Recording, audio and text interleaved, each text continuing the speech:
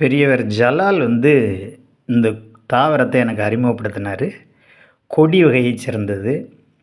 இது ரொம்ப குளிர்ச்சியான ஒரு மூலிகைன்னு சொன்னார். இதோட பேர் ஜலதிரட்டி. இது எவ்வளவு தண்ணியும் கட்டியாக மாற்றிரும் அப்படின்னு சொன்னார். இதை பெண்களுக்கு மேக நோய்க்கு சாப்பிடுவாங்களாம். ரொம்ப குளிர்ச்சியான ஒரு பொருள்.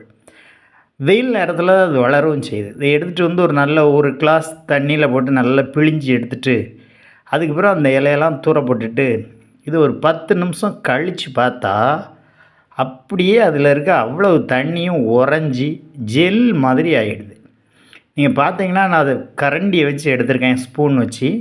ஸ்பூன் வச்சு எடுக்காமல் அப்படியே அந்த கப்பை குப்புற கவுத்திருந்தேன்னா அந்த கப்பு வடிவத்திலே அது கட்டியாக இருக்கும். அவ்வளவு கூல். இதெல்லாம் ஒரு 10 நிமிஷத்தில் நிகழ்ந்துடுது.